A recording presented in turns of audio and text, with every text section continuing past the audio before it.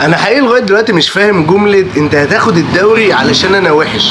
يعني الاهلاوي يجي يقول للزملكاوي ما تفرحش قوي انت واخد الدوري عشان انا وحش، لو انا حلو في حالتي الطبيعيه هاخد الدوري. طب انا عندي ليك يعني حاجه، طب ما هو لو انا وحش برضه كان زماني خسرت الماتشات دي وما خدتش دوري، ما كنتش الاول لغايه دلوقتي.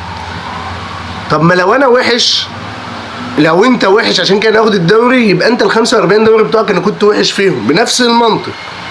ده منطقك مش منطقي، انا مش معترف بدي. فيقول لك ايه بقى؟ ده انا امبارح لو في حالتي الطبيعيه كنت هستفاد من تعادلك مع انبي واكسب طب ما انا يا ابني في نفس المشكله دي طول حياتي. ما انت كنت بتخسر نقط وانا ما بستفدش، بقوم رايح خسران نفس النقط في نفس اليوم او تاني يوم. ما هو ده الدوري، انت بتخسر نقط الفرق التانيه بتستفيد، ده الطبيعي. ده مش عشان انت وحش او حلو، انت وحش السنه دي، طب ما ده طبيعي. انا السنه دي حلو يا سيدي، خليها مش حلو احسن منك بس. فانا استحق الدوري عنك، استحق الدوري عنك. انا مش فاهم وجهه نظر، يعني ايه انت بتاخد الدوري عشان انا وحش؟